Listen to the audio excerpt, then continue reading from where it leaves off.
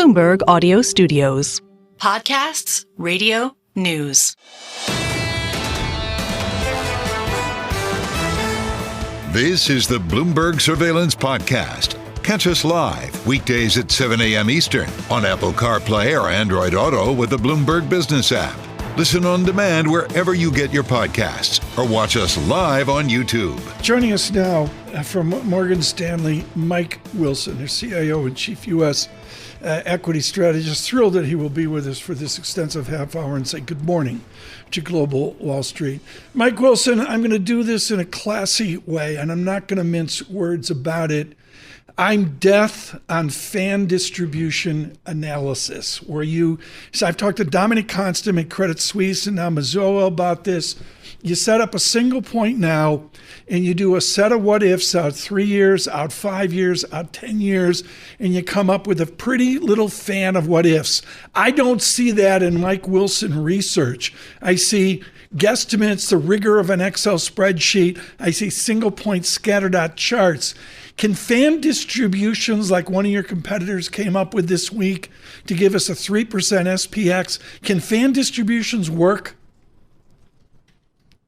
Well, I think it depends on how you utilize them. I mean, we do a bull bear base case. We've done that for, the duration of as long as we've had this job. And I think every investor does that. It's called a risk reward. It's what's my upside, what's my downside. And then you basically skew your positioning based on whether you think the downside or upside case is more likely, whether we're talking about a single stock or the S&P 500. So it's no different. I don't think that's a unique approach. I think that's the way most investors think about how to put money to work. And so I think it works, but I mean, it doesn't mean you're going to be right. That's the thing. Like do you bet on the bull case or you bet on the bear case at any given time? Depends on how things play out. Is it play out the way you think it plays out? Paul, you lived this at Credit Suisse, where Dominic was sitting there trying to do extrapolations and future forecasts of interest rates, and he and Ira Jersey had these wispy little charts that they enjoyed being wrong on for over a decade.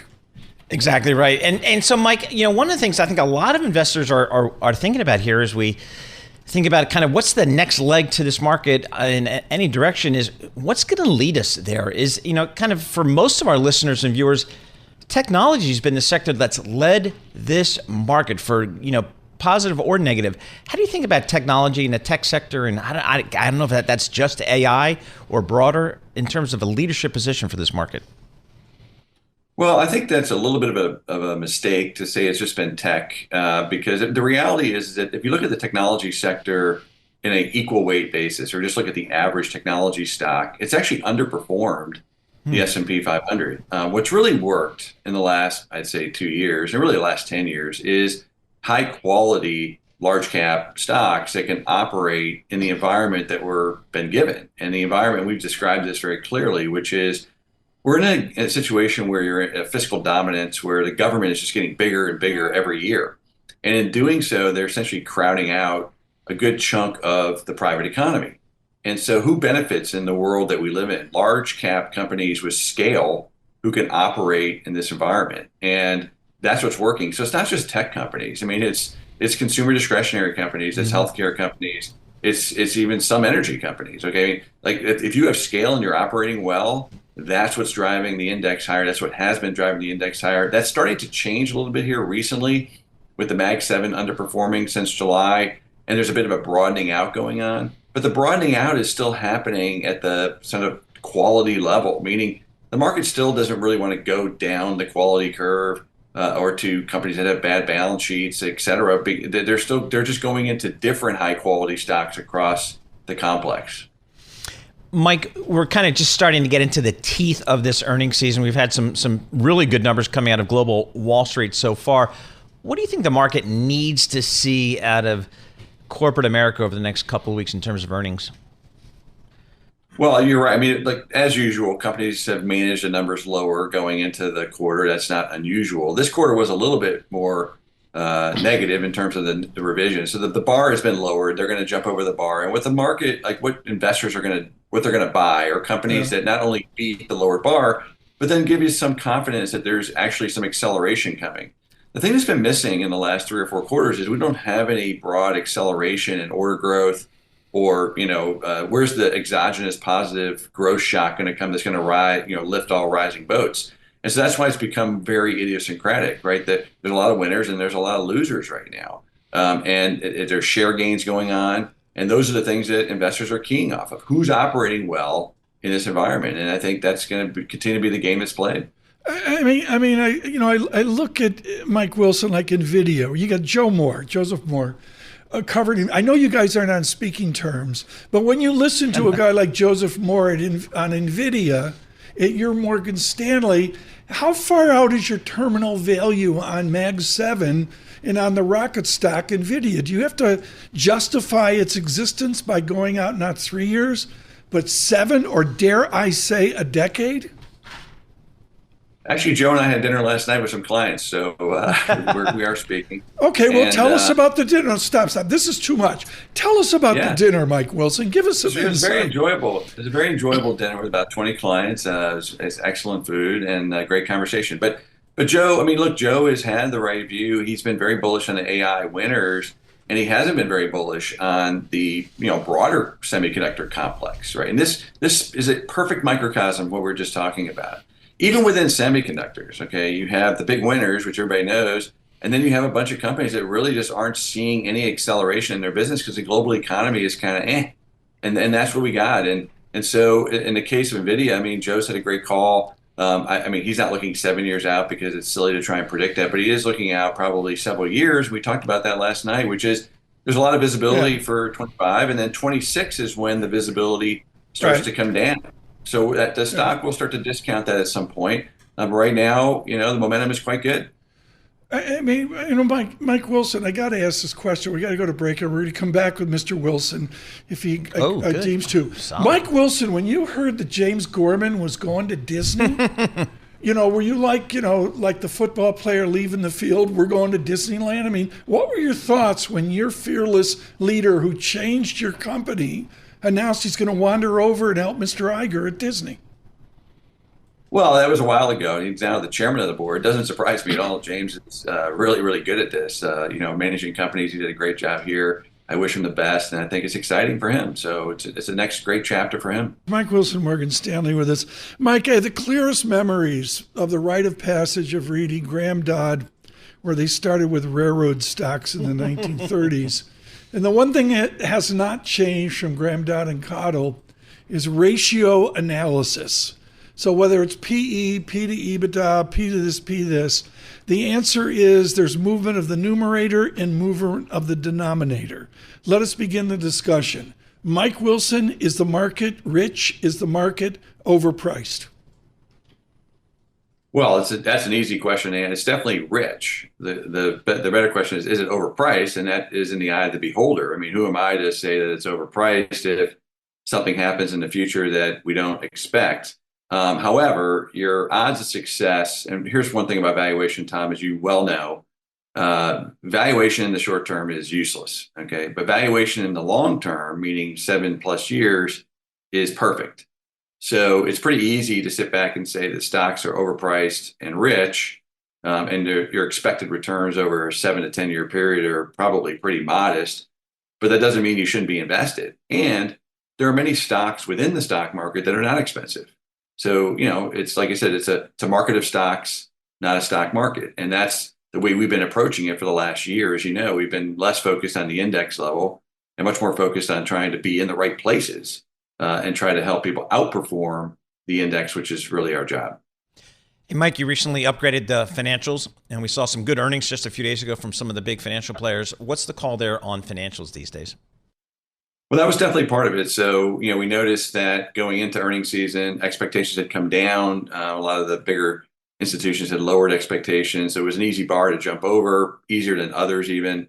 And, with the bull steepener that's going on in rates since the labor market came out, that's actually quite positive for big banks. And so that was an easy call in many ways. It's worked out so far, knock on wood.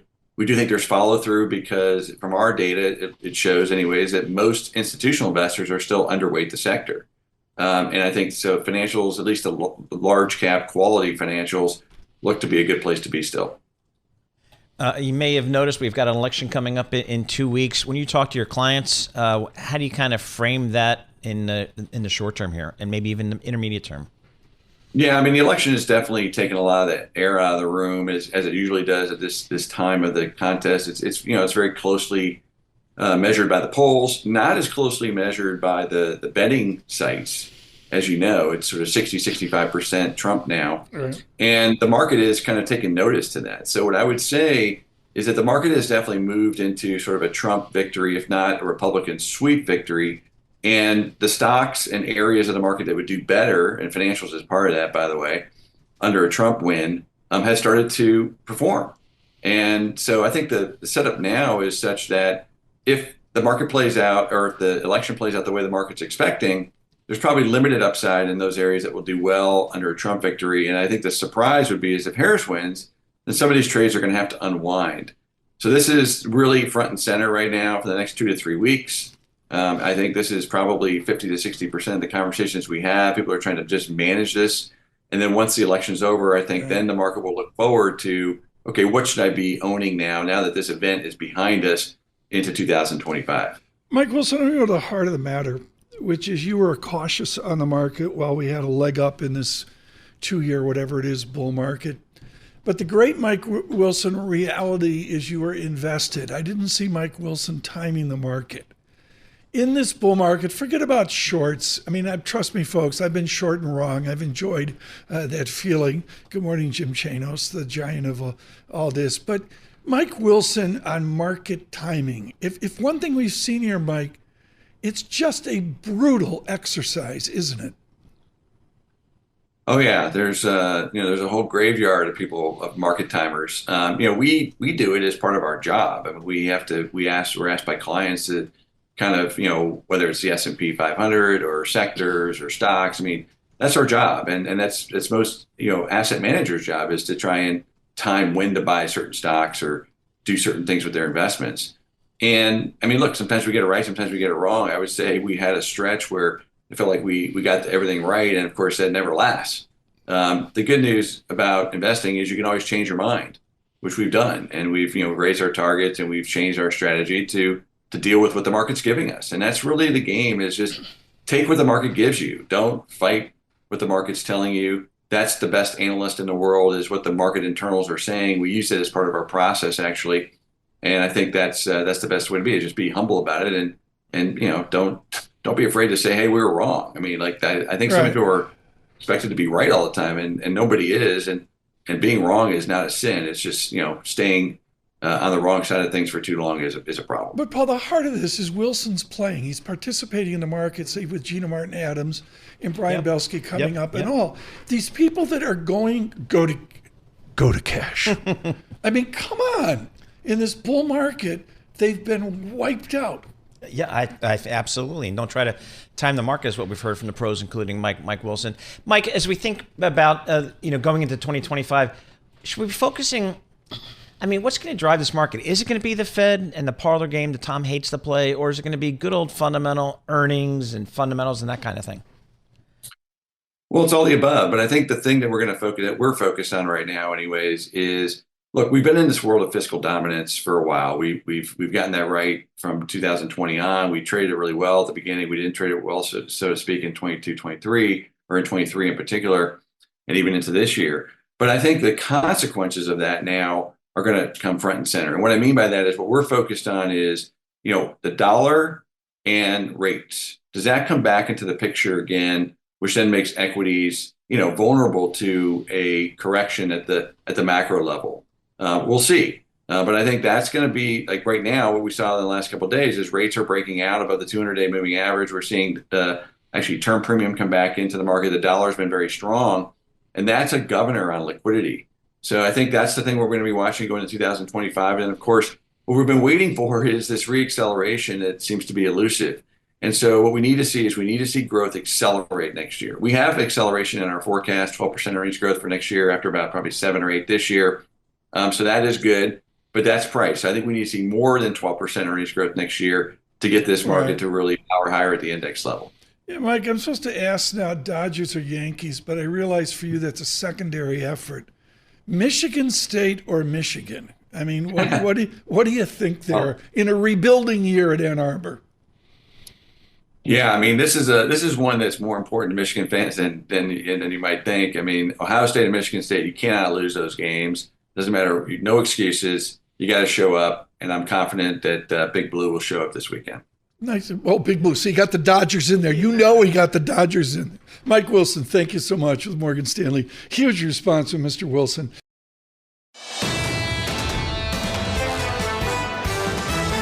You're listening to the Bloomberg Surveillance Podcast. Catch us live weekday afternoons from 7 to 10 a.m. Eastern. Listen on Apple CarPlay and Android Auto with the Bloomberg Business app. Or watch us live on YouTube. But the hoodie, there you go. Neither you nor Alex Steele will go Lululemon, right? No, a little bit too much. See, I was so old, we had, for our socks, we had garter straps. Like a garter belt thing. Jesus. And then they went away from that. I wonder, are they doing Lululemon now? To hold the shin pads on? And I don't know. I assume they are. We'll see. Are you done, Lisa? Yes, I'm done. Bloomberg Surveillance this morning, all of our economic coverage is brought to you by Commonwealth, supporting more than 2,000 independent financial advisors, a 2-to-1 advisor to staff ratio, small firm attentiveness, big advisor impact. Go to commonwealth.com to learn about their consultative support in technology. When we invented this act years ago, we knew it was singularly the conversation of our guests, and the honor of going from Mike Wilson of Morgan Stanley to Brian Belski of BMO Capital Markets is what this show is all about. We welcome all of you across the nation, and we'll get to Minnesota in a moment. Brian, you have killed it on this bull market. Let's get back to first principles. What's the gloom crew get wrong? Stay invested. Going back to the hockey thing, do you remember the silver things that we connected to your sock that sometimes if you got them wet, they'd break or they'd rust? Yeah. I'm that old too. You're that old? Or they broke off and you'd have to get a dime. Exactly. To do it. Exactly. Lisa, And you hoped it wasn't a silver. No. Okay. At least it's like blushing. I mean, look, it's hockey talk. It's hockey talk. We're not going to talk about taking showers and sinks. No. On a road game. What does the gloom crew get wrong? I think stay invested. I think trying not to time. I think people have become so afraid to be wrong, they don't want to be right. I think part of this is a function of what happened during the tech wreck that was exacerbated during the great financial crisis, which created the generational buying opportunity in 2009 when we came out with our 25-year secular bull market call in 2010. So we remain resolute on this. We're entering year 3 of the bull.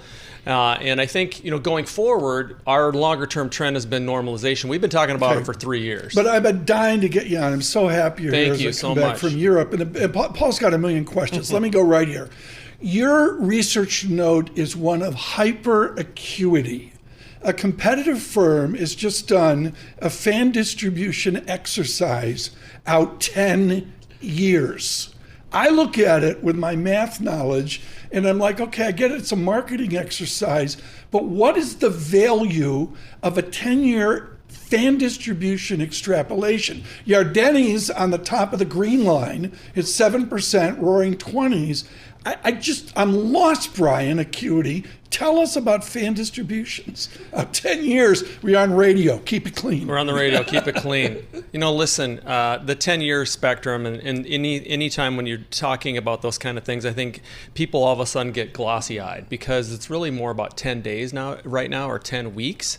And the 10-year thing, if you look at just the compound annual growth rate of the stock market, just historically, let's just give it 13%, 12 to 13%. I think we're heading back into that. What we've seen recently is out of the norm. So I think over the next 10 years, we can clearly get up to that 7% line easy with a dividend, and then with just cash flow appreciation, I think we can get low double digits, which also will be in line with where we're going to see earnings growth as well. And so I think there's several areas of the U.S. market that are understated in earnings that people are kind of missing right now. And so I think that's what's really going to drive us for at least the next 3 to 5 years. Do we need sector leadership here? Do we need tech to lead this market? Because I think a lot of investors have become accustomed to tech leading us, whether it's just broadly tech or AI. Does tech need to lead us over the next several years? I think tech needs to perform. And what we've said for about a decade now, we come up with these kind of themes that people hopefully remember. And we've said that There's a certain sample of the technology sector, Paul, that is now the new consumer staples. And so I go back to 1995, 96 in my old Dane Bosworth days, and I think that we're heading back into those type of nifty 50, Goldilocks, strong earnings growth, steady performance, cutting interest rates. And the new consumer staples, quite frankly, are Microsoft, NVIDIA, Apple, Amazon, the Google machine, the Netflix machine. And I think they need to continue to perform with the market, but the new leadership in tech is going to be Qualcomm, AMD, those types of names. So we're kind of getting into the teeth of earnings right now. We had some pretty good numbers out of Wall Street so far. What do you need to see from corporate America going forward? I think corporate America, I think you've seen such a great secular change in terms of cash flow distribution, balance sheet management, discernibility of earnings. I think that's what people are missing, Paul. And I think corporate America has done a great job kind of on the cost side of things. Now we need to see more revenue growth. We're going to see CapEx from technology. And here's the kicker, Tom. And I think where people are missing, and I said this before, is that financials. If you look at the average financial sector earnings growth, it's way understated. Most analysts are very negative. And I think that's where the biggest kick's going to come the next few years. What's fascinating, and to give David Costin credit, he did a great CapEx use of cash expansion in the last 48 hours. Share buybacks lead the way, I get that, but use of cash doesn't end. Into your gloom comments earlier of 99, 2000, 2001, there wasn't use of cash going on then. There wasn't. If you think about that market and that market quote unquote bubble, it was really led by chasing these deals, and the majority of those deals were done with stock, not cash, where we had another M&A cycle in 2007, which was also credit, but we haven't had a big M&A cycle or a consolidation cycle. So I think that's where the use of cash going forward is going to be about dividends. Look at Meta, Google, Microsoft, they're paying dividends. Apple's paying dividends. And so I think that's going to continue. Right. But I think the key thing from a perspective of stock picking is you don't have to own the index. You want to be more concentrated. And we think stock picking and fundamental themes are going to win. Is active funds going to have their day versus index? Yeah, if I walk into a big account here in town, and I'm talking to these people that have been in the business less than 10 or 15 years, and I talk about stock picking, they look scared. I mean, their eyes are glossed over because all they do is they own 250 stocks, and they're trying to benchmark that. Right. They don't know about a company theme or management or ROE or ROA. All they're doing is kind of swiping and reading bullet points and doing what the hedge funds are doing, and that's why, oh, by the way, the majority of active management's underperforming. Okay, one more question. We got to get. I want you to stay with us, Brian. I think it's important.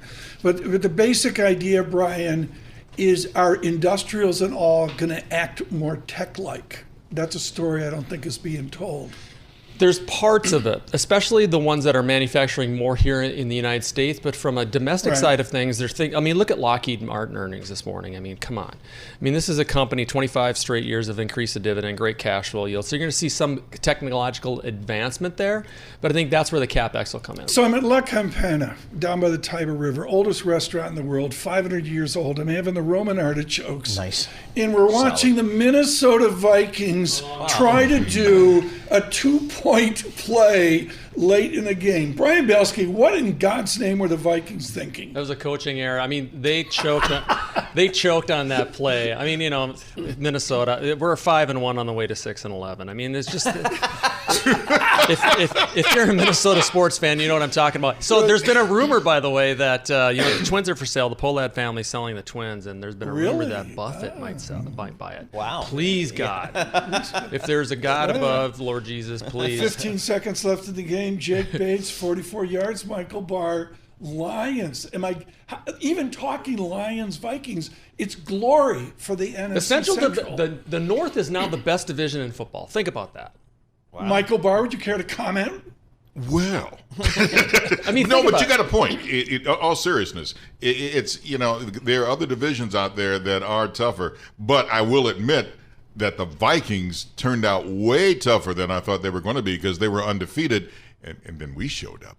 That's what I'm talking about. The Lions. Go with it, man. So if you think about the defense of the Vikings, and just I think that Campbell's done such an amazing job with the Lions. Yep. I think the Bears are way over their skis, but the Packers too. They just keep. I hate the Packers for the record, and I'm on with a good friend of mine later today that's a huge Packers fan. But I despise. I love people from Wisconsin, but I hate Wisconsin sports fans. I mean, whenever the puck drops or the ball gets thrown, they're crazy. Lovely people, but when it comes to sports, crazy. But I think those three teams are way understated. They're smash mouth football. It's kind of like the old Big Ten. Winning. They're all winning. It's like a huge skew to excellence. But the thing is, the Dodgers, Yankees are big cities, big money, and all that. How does NFC Central do it? The North, how do they do it, rather? Well, I think first and foremost, the Vikings, they really scored with Kevin as a coach. Just like the Packers did a great job with LaFleur and Campbell and the Lions. All three understated coaches when they came in,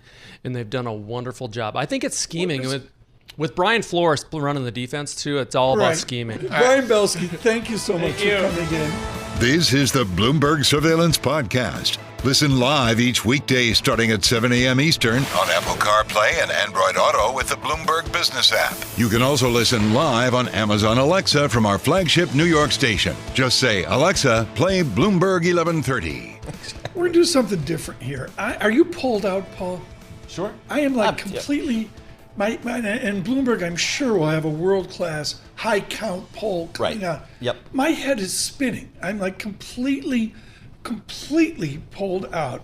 Joining us now, we're not going to talk about polls. Professor Schiller, Wendy Schiller, Definitive Civics book for America, of course, at Brown University with all her work there on international relations. Wendy, I want to go back to Andrew Jackson. Banners, badges, parades, barbecues. If I'm elected, free beer. Nice. And while we're at it, kissing babies. I saw President Obama kissing a baby. Is McDonald's French fries the new kissing babies? Well, I mean, I think I'm looking forward to seeing this Madison Square Garden event, I think, that former President Trump is hosting, as if it's sort of a pre-inaugural party. And, you know, sort of saying, hey, listen, I'm a winner and I'm going to win and let's start partying and celebrating. It's really, I think, a fairly brilliant campaign move because it tells his base, you know, I'm going to win. And then it also helps fuel any objections he has to the outcome. So he's starting to, you know, return to that Andrew Jackson populism. You know very well that Andrew Jackson threw the equivalent of a keg party for his inauguration and they trashed the White House and they had to kick everybody out. And we miss Robert Remini every day. I read all 3 volumes of his definitive work on Jackson. Folks, visit the Hermitage if you can, east of Nashville. It is just, and you walk out the back door of the Hermitage, and there's the slave cottage right there. And it's you just stop. Wendy Schiller, how is the vice president campaigning? Is she kissing babies? Well, she's basically trying to pull out all the stops in what will be, you know, an extraordinarily close election. It reminds me of Bush Gore. We really didn't know who was going to win, and it turns out after Election Day, we didn't know who was going to win either. So I think this is where, you know, you're no stone unturned, no voter left out.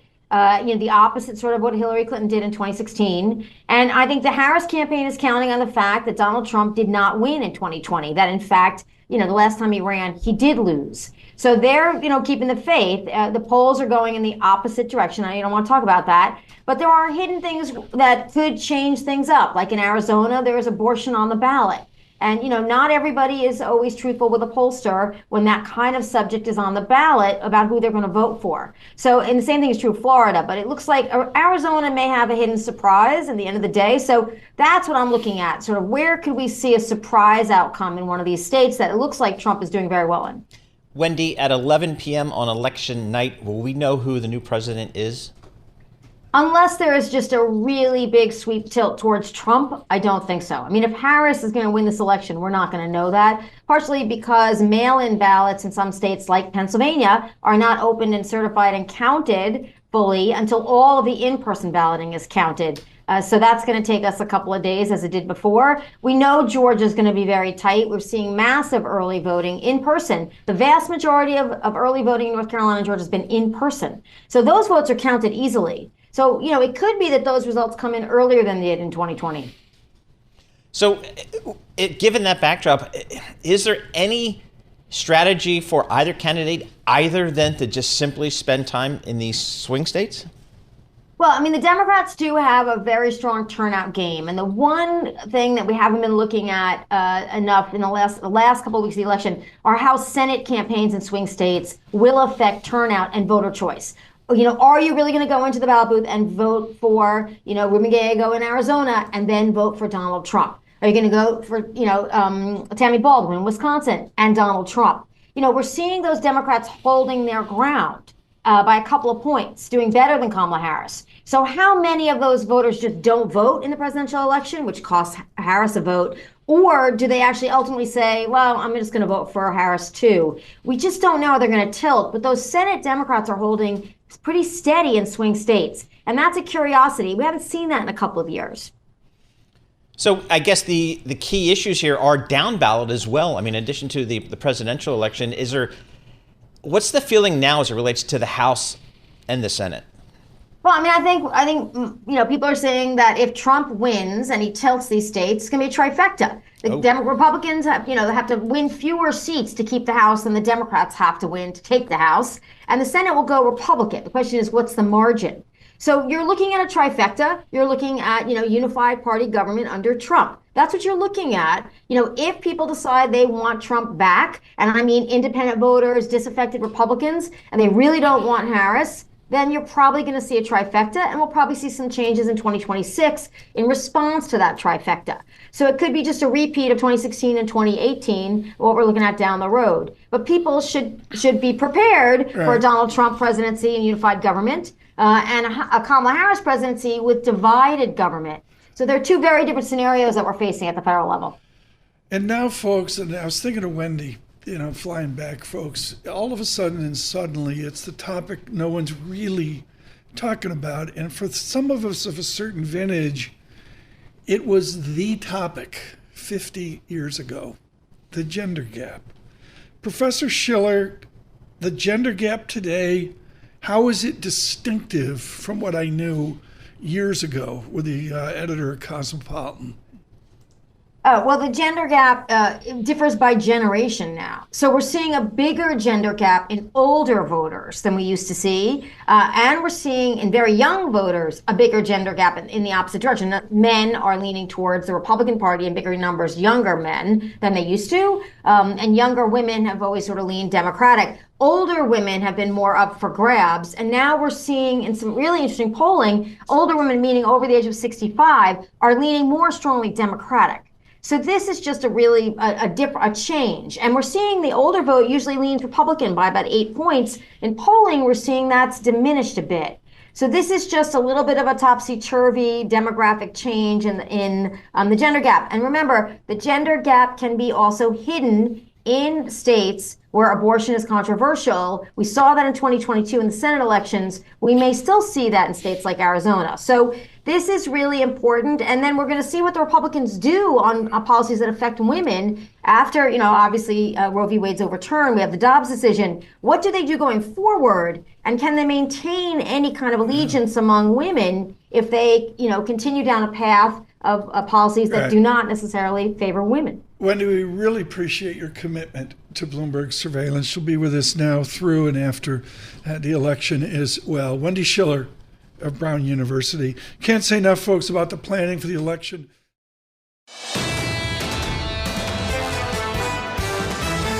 This is the Bloomberg Surveillance Podcast. Listen live each weekday starting at 7 a.m. Eastern on Apple CarPlay and Android Auto with the Bloomberg Business app. You can also watch us live every weekday on YouTube and always on the Bloomberg Terminal. This is a thrill, incredibly busy. Francisco Blanch joins us now, driving commodities at Bank of America. And what's great about him is it's not just Brent. What's Brent Crude going to do? Move on. Francisco Blanch here now with an essay a number of days ago.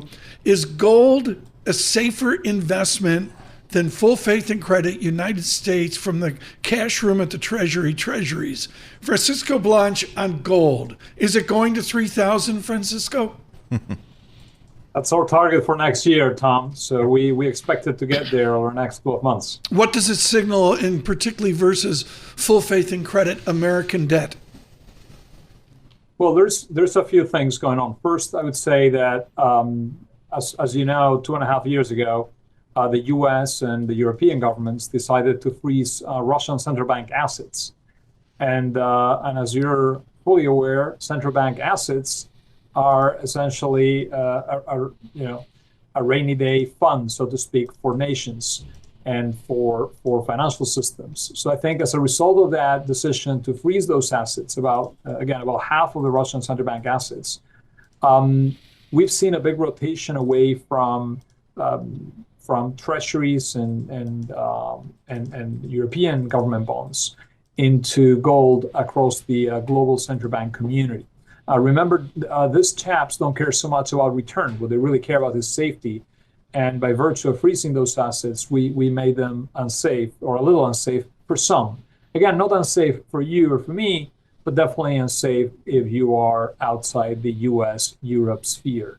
And there's many central banks that feel a little bit trapped between this kind of US-Europe and Russia-China dynamic. So that's been a big factor. And then, of course, we've also seen interest rate cuts, which have finally started to draw some interest from investors.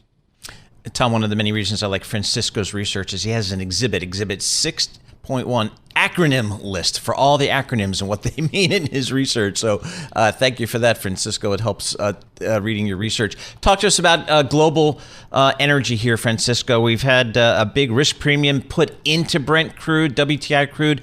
That part of that risk premium came out, but now it's kind of creeping back. How do you think about the cost of global oil these days? Well, so when it comes to Brent, we have a $75 average for next year, which is right around where the spot price is and a little below where forward markets are. But so we're not terribly bearish. We are more in the range-bound camp. There's a number of analysts and agencies out there talking about this massive surplus evolving into 2025, particularly as we see OPEC Plus returning barrels to the market. But in reality, we have a very, very tense geopolitical situation in the Middle East. And remember, part of the reason we've seen a reversal in balances is because from the White House, we've seen a very concentrated effort to push more energy into the system after we hit 10% inflation a couple of years ago on the back of the Russia-Ukraine invasion. So we've seen effectively the release of the SPR, 40% of it. We've seen a big ramp up in U.S. supply. And then we've seen really Russia, but also Iran and Venezuela moving up on their exports throughout the last 3.5 years. So I think once we go past the U.S. election, that pressure to keep oil prices lower or bring them, keep them below 80 or something, it kind of goes away a little bit. I think the focus becomes geopolitics, really, for the next government, whoever that is, Harris or Trump. Francisco, on gold at 3,000, thank you out on YouTube, the live chat there, really discussing gold at 3,000. Francisco Blanch, two ideas here. One is the ETFs. Lisa Mateo is in the gold ETF fund where they insist on taking physical delivery. It's like Bitcoin, Paul. Yep. I mean, Francisco Blanch, are we way behind in ETFs taking gold for physical delivery, and that'll support the price? Well, so there's plenty of ETFs that take gold in physical delivery, and that's definitely a price support point. We've actually run a fair amount of analysis on this. What we found is that physically backed commodity ETFs, which are mostly on gold and silver, tend to positively impact prices when flows go in, and the reverse is also true. And again, the way I think about this is you're essentially taking ounces out of circulation that would otherwise go into jewelry or other uses. And that's why physical ETFs have an impact on prices. And again, because interest rates went up so much in the last couple of years, and we were trained to get paid zero on our bank deposits and on our safe assets like our T-bills, the ramp up in interest rates essentially encouraged investors in the West, in Europe and the U.S. to sell their gold and buy fixed income securities or bank deposits. I get you this question in, Francisco. We got time for one more, and that is emerging markets. You got a hockey stick chart of emerging markets buying gold. Will that continue? 6% of value, now up to 10% of value. Will that vector just keep climbing? I think it'll keep climbing over time. The biggest risk to the gold market is, and we're starting to see a little bit already, if there is a move up, a very sharp move up in interest rates in the U.S., because there's a clean sweep in the election, either on the red side or on the blue side, we're likely going to see tax cuts. And again, we already have a very large budget deficit. I'm afraid that may push up longer-term yields, and that would be a negative on gold prices. Will be also quite a positive turn of events for the dollar. Then the other issue is what happens to Russian central bank assets if the Russian war with Ukraine ends for one reason or the other. Will Russia get their money back? This question really matters for the gold market, in my view. Francisco, 30 seconds left. Best value in the global commodity space that you see right now? I think in terms of upside potential, we still like copper, and we still like the industrial metals. We think China's going to put some stimulus in place, and we also think the energy transition will drive those markets. And we also like silver, by the way. We think silver is a really good play on both the precious theme, but also on the energy transition. The best electricity conductor out there is silver. Encyclopedic. Francisco Blanch, never enough time. From Madrid, thank you so much. He's head of commodities for Bank of America. This is the Bloomberg Surveillance Podcast, available on Apple, Spotify, and anywhere else you get your podcasts. Listen live each weekday 7 to 10 a.m. Eastern on Bloomberg.com, the iHeartRadio app, TuneIn, and the Bloomberg Business app. You can also watch us live every weekday on YouTube and always on the Bloomberg Terminal.